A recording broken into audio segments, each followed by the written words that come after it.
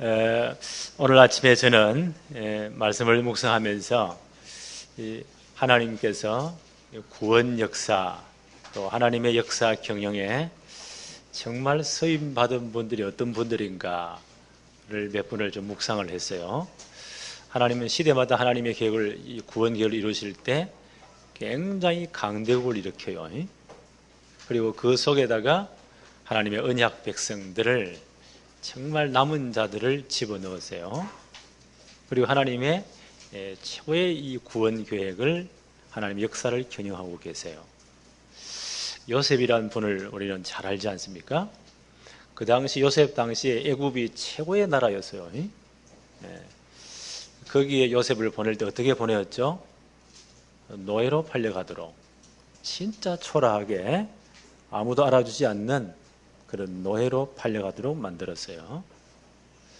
근데 거기서 요셉이 진짜 언약 붙잡고 기도의 비밀을 누렸는데 이것이 이제 감옥까지 가게 되고 또 바로왕의 최측근을 만나게 되고 그들에게 진짜 인생의 답을 주었고 그게 연결이 되어서 바로왕을 만나게 되고 바로왕이 얼마나 고민이 되겠어요? 이상한 꿈을 2번이나 꿨는데 이 하나님의 징조가 있는데 분명한데 답이 없으니까 그게 5분도 안 돼가 정확한 답을 줬잖아요. 하나님이 주신 지혜라고 생각해요. 바로왕이 탐복을 하잖아요.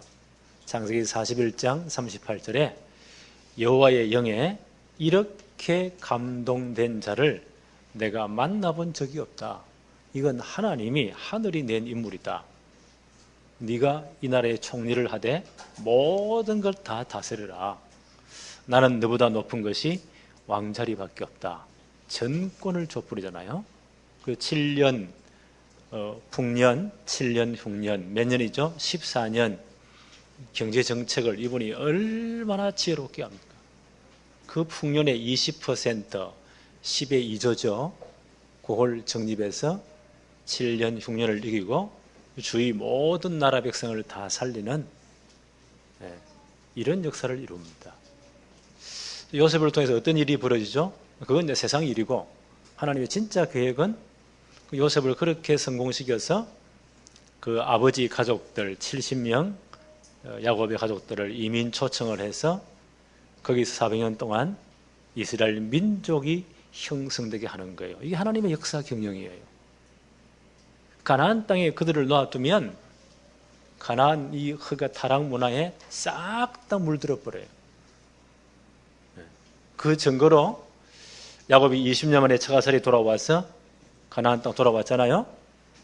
베델로 올라가는데 안 올라가고 세겜 땅에 10년 거기서 머물러요.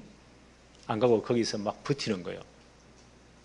그 가족이 얼마나 그 가나안 흑암 문화에 물들었냐. 딸 디나가 강간을 당하고 그게 열이 받쳐가지고 시므온과 레위가 친오빠잖아요.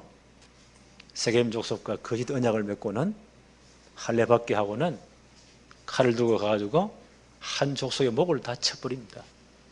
이런 끔찍한 사건이 벌어지는 거예요. 그 가나안 땅에 놓아두면 이들이 전부 다 가나안 문화에 물들어가지고 엉망진창이 돼요. 하나님 그들을 뽑아내야 돼요. 그래서 애굽으로 뽑아내는 겁니다. 그 방법이 요셉을 먼저 선발대로 보내는 거예요. 그를 최고의 총리로 만들어서 이민 초청하게 하고 그리고 그 당시 애굽은 농경 문화, 나일강을 중심으로 어마어마한 이 농사가 잘 되는 농경 문화였잖아요. 나일강이 신이에요.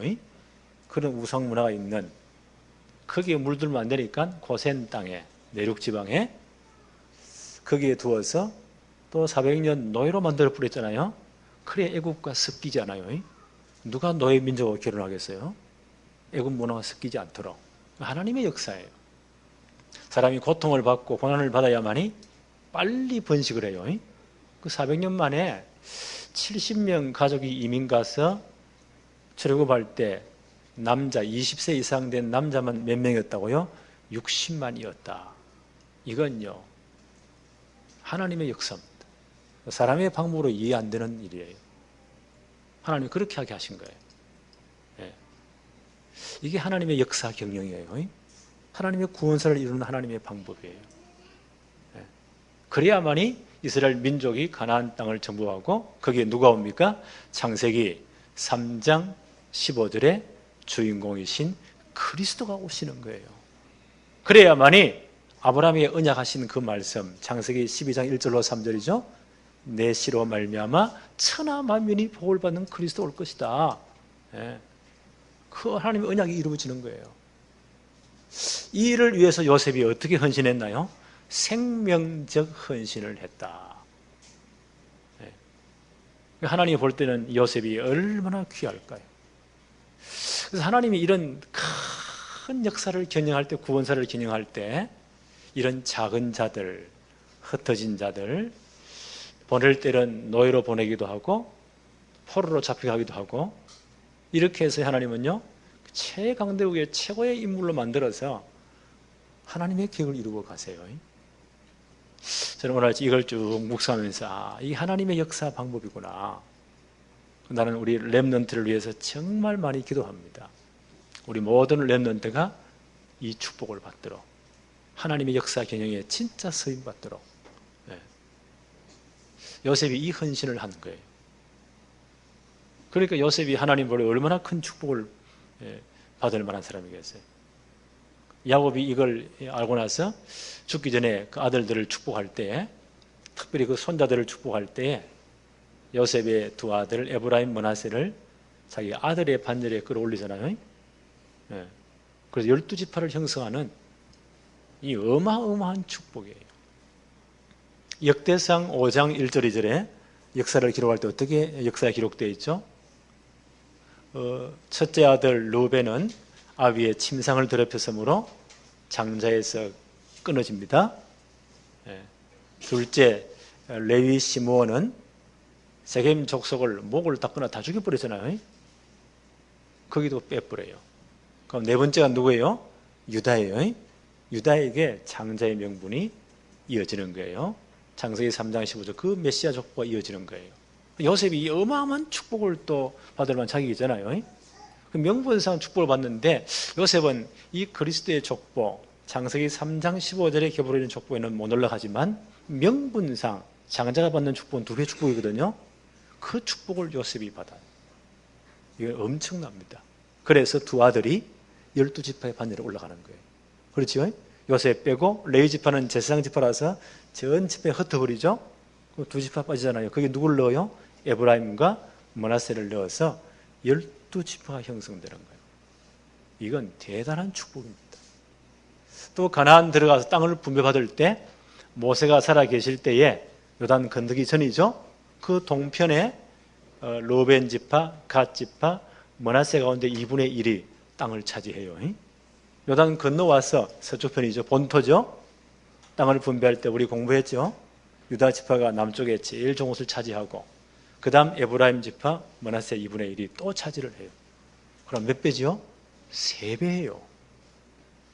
요셉의 후손들이 이렇게 큰 축복을 받습니다. 아마 요셉의 자손들은 그만 굉장히 자존심도 강하고 긍지가 있는 지파예요. 그런데 그들의 잘못된 이런 특권의식들, 이런 것들 때문에 스스로 개척하는 정신이 없어요. 아버지 어머니를 너무 훌륭한 분을 만난 자식들이 보니까요, 이런 개척 정신이 없는 것 같아요. 우리나라가 이것 때문에 큰 문제예요. 대통령 하시는 분들마다 자식들 때문에 진짜 문제들이 많잖아요.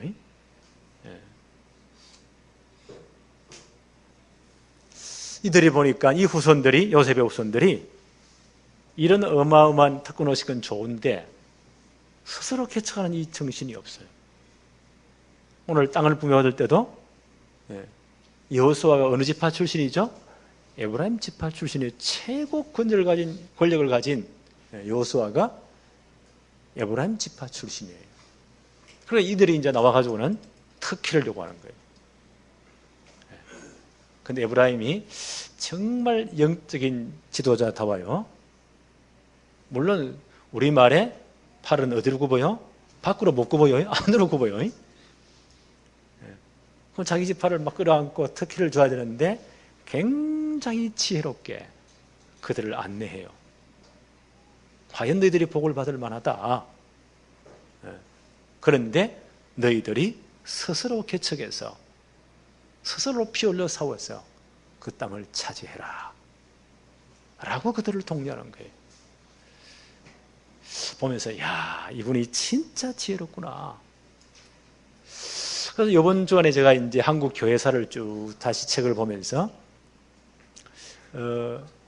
우리가 140-50년 전에 조선 말이죠.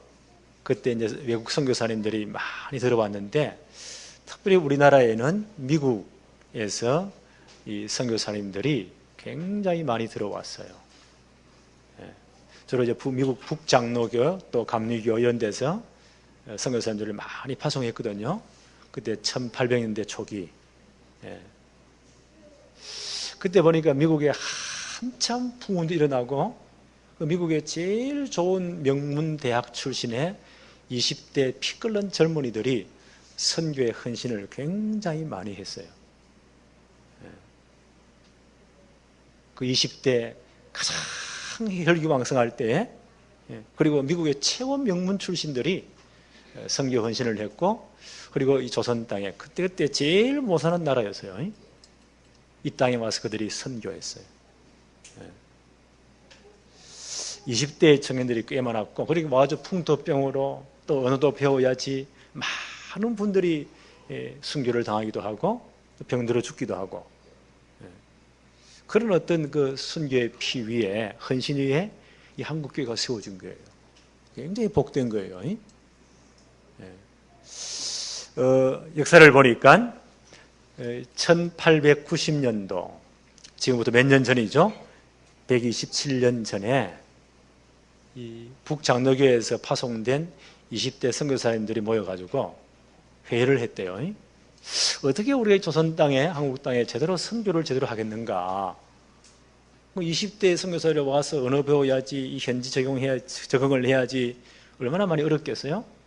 그래서 중국에서 아주 성공적인 선교를 하고 있는 네비우스라는 선교사님을 초청을 했답니다.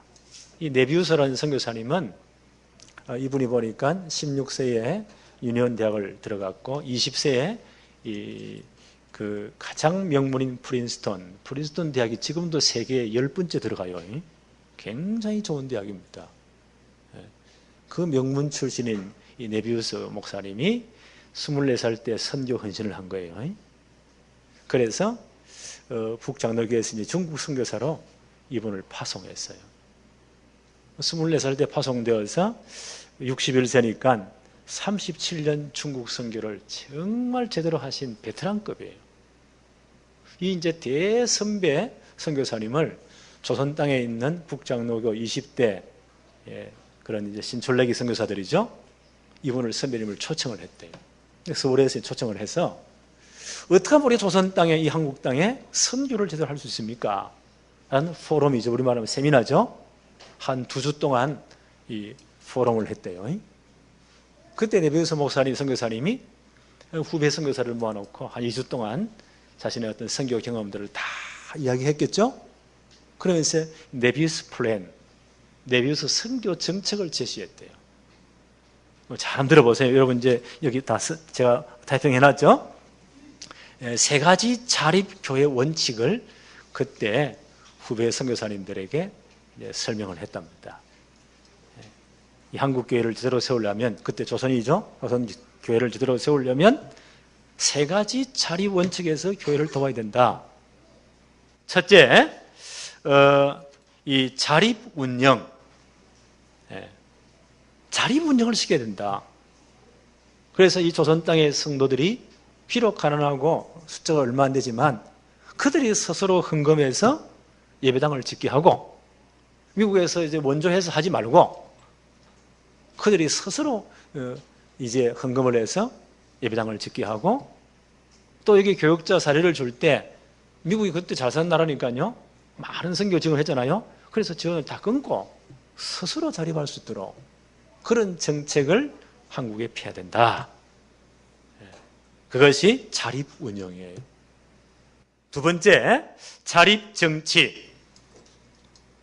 이게 외국 선교사에 와서 전도하는 게 아니고, 이 문화권에서는 이 문화권 내, 조선이라는 이 문화권 안에서 일꾼을 세워 훈련시켜서 그들로 하여금 교회를 정치하도록, 교회를 운영하도록 해야 된다.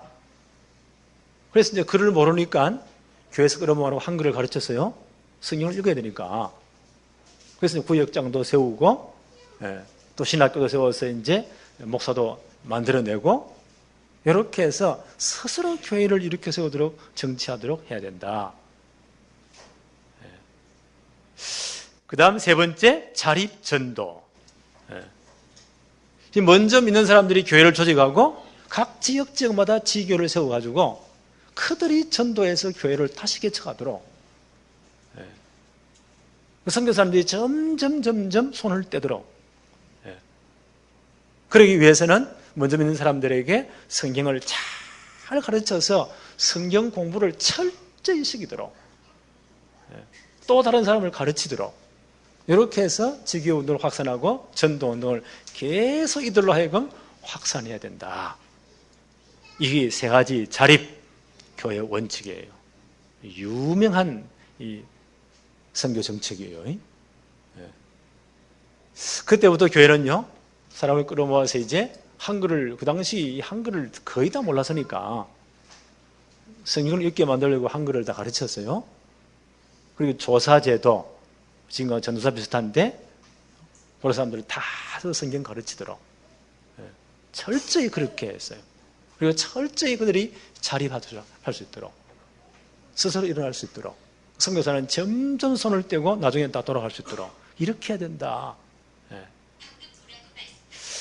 그리고 현진 지도자들을 계속 양성해서 교회를 확립해야 된다. 그래서 이제 자립정신, 개척정신을 제대로 심어야만이 이 조선교회가 제대로 세워진다.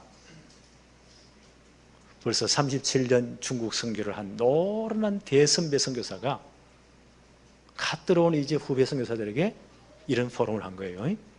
그래서 한국 장로교회가요, 이런 정신 위에 교회가 세워진 거예요. 그러니까 이 세계 역사상, 선교 역사상 100년 만에 이렇게 성장한 교회가 얘를 찾기 힘들어요. 이 개척 정신에 의해서. 그게 한국 교회 기반이에요. 이해하시겠어요? 자, 오늘 본문으로 돌아와서 두 번째, 잘못된 특권의식에 빠진 요셉의 자손들. 이분들이 그 요셉 때문에 에브라임 므낫세 지파가 얼마나 큰 축복을 받았습니까? 명분상 이분들은 두 배의 축복, 장자의 축복이에요.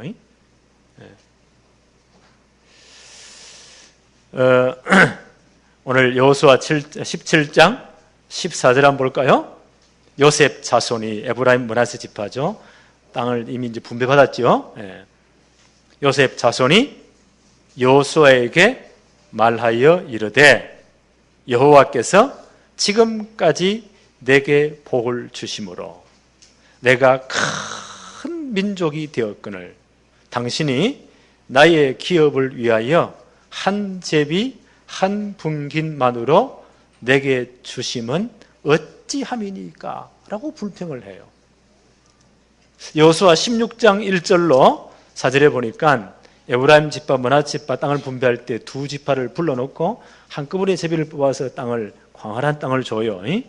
16장 1절에 보니까 요셉 자손이 제비를 뽑은 것은 여리고부터 쭉 나와서 16장 4절 보세요. 요셉 자손 므낫세와 에브라임이 그들의 기업을 받았더라. 형제 지파이기도 하기 때문에, 그렇죠? 같이 이제 뽑아서 광활한 땅을 나눠 주었다고요. 에브라임 지파를 가장 중앙에, 므낫세는 그 위에 최고 좋은 곳에. 근데 이분이 이걸 불평하는 거예요. 왜 한꺼번에 했습니까?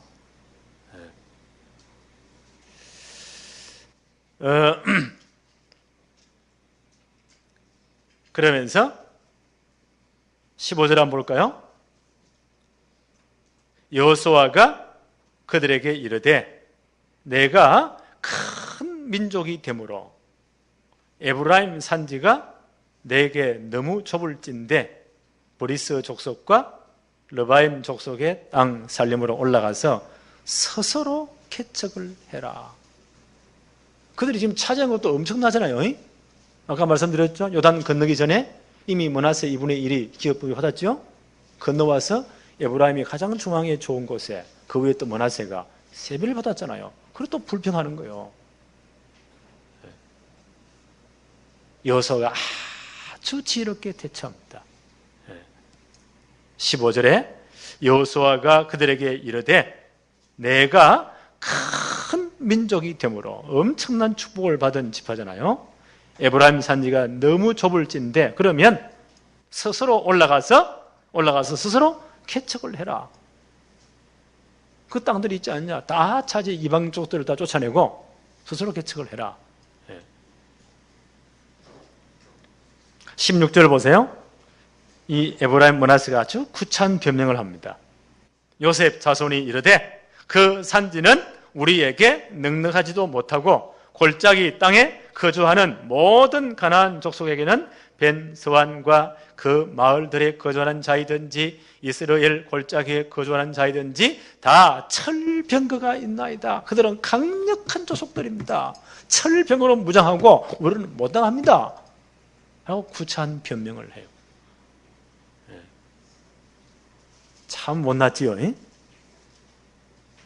여기에 비해서 이 유다 지파의 대표 갈렙은 뭐라고 요구했죠? 여호수아 14장 12절 우리 지난번에 생각했잖아요. 그날에 여호와께서 말씀하신 이 산지를 지금 내게 주십시오. 당신도 그날에 들으셨거니와 그곳에는 아낙 사람, 이는 거인 족속들이에요. 아낙 사람들이 있고 그 성읍들은 크고 견고할지라도 여호와께서 나와 함께 하시면 내가 여호와께서 말씀하신 대로 그들을 쫓아내리이다. 이 산지를 내게 주십시오. 우리가 가서 다 쫓아내서 우리가 찾아가겠습니다. 너무 대조가 되잖아요. 그렇죠? 나는 우리 렘넌트들이 진짜 이런 개척정신, 이런 도전정신이 있기를 바랍니다. 부모 모아놓은 거 빼먹지 말고,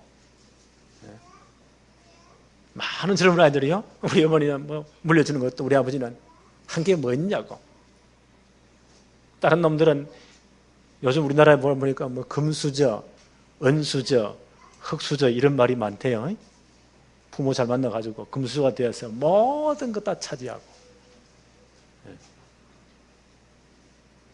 최순실이 딸 때문에 뭐 전국에 있는 청년들이 다 분노했잖아요. 그걸 금수저라고 해요. 우리 막내가 보니까, 학교 가 보니까 금수저들이 그렇게 많더래요. 너는 뭐냐? 그러니까 흑수저도 아니더라 이제. 그냥 네가 하나님의 빽이 있지 않느냐.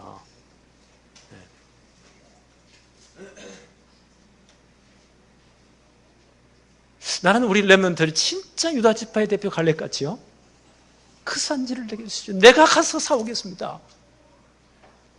이런 도전정신, 개척정신이 있어야 돼요.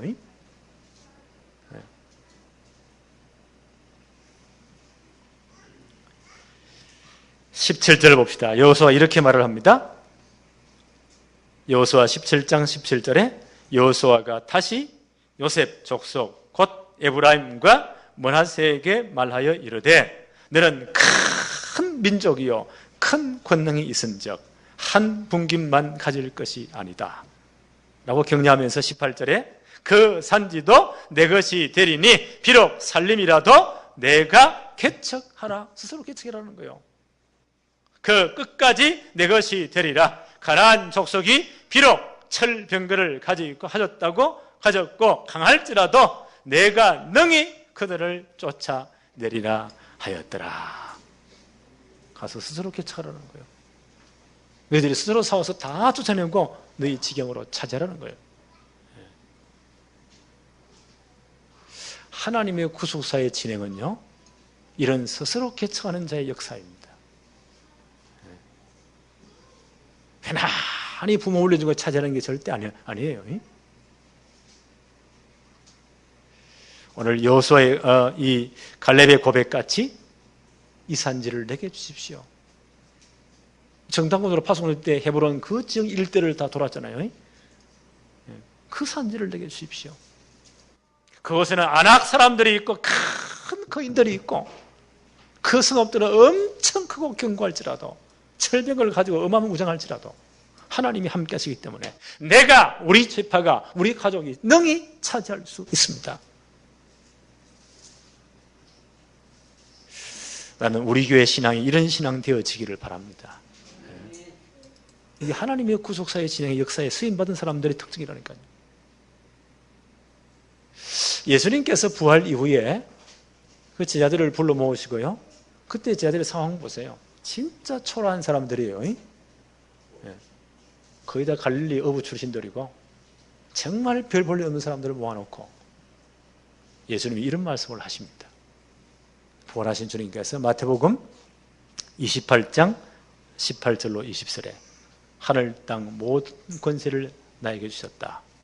그러므로 너희는 가서 모든 족속으로 제자를 삼아 아버지와 아들과 성령의 이름으로 세례를 베풀고 내가 너희에게 분부한 모든 것 가르쳐 지키게 하라. 이 일을 할 때 볼지어다 세상 끝날까지 너희와 항상 함께 있으리라. 그들의 상황을 한번 보세요. 갈 차비가 어디 있습니까?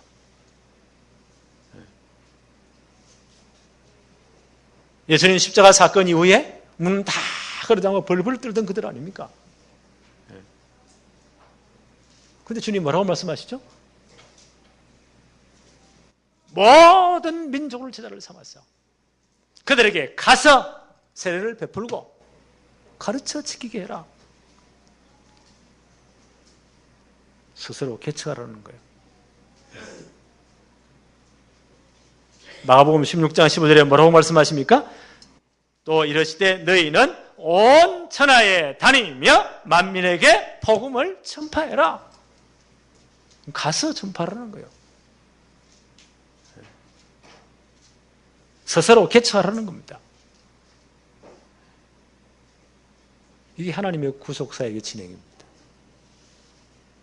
하나님의 역사 경영에 진짜 쓰임받은 분은요, 이 축복의 대열 속에 들어온 자들이었습니다. 나는 우리 교회와 우리 렘넌트들이 이 축복에 있기를 바랍니다. 정말 나는 기도했습니다. 이런 연약한 사람 말고 진짜 스스로 일어서는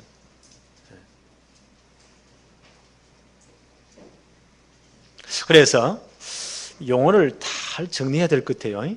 개척교회와 미자립교회는 달라요. 미자립교회는 늘 모자래 가지고 빌리러 다니고 지원 받으러 다니고 그걸 미자립교회라고 해요. 그러나 개척교회는 개념을 바꿔야 돼요. 진짜 스스로 개척하는 교회, 일어서는 교회. 나는 우리 교회가 영원한 개척교회 되기를 바랍니다. 렘넌트 성공 시대를 위해서요. 진짜 이 축복을 해야 된다. 그래서 우리 모든 렘넌트는 이 개척 정신을 가져야 돼요.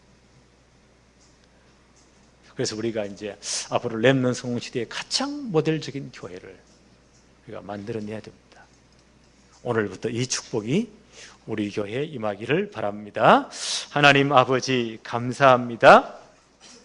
이제 우리 교회가 정말 오늘 여호수아가 그 동족들에게 독려한 것과 같이 스스로 올라가서 개척하는 그 모든 축복의 땅을 차지하는 이런 영적으로 정말 강건하고 깨어있는 교회가 될 수 있도록 축복해 주옵소서. 우리 모든 렘넌트들이 이 개척 정신을 배우게 주옵시고 정말 하나님의 구속사역이 진행되는 역사 경영 앞에 세계 복음화의 렘넌트 성공 시대에 진정으로 서임받도록 축복해 주옵소서. 예수님의 이름으로 기도합니다. 아멘.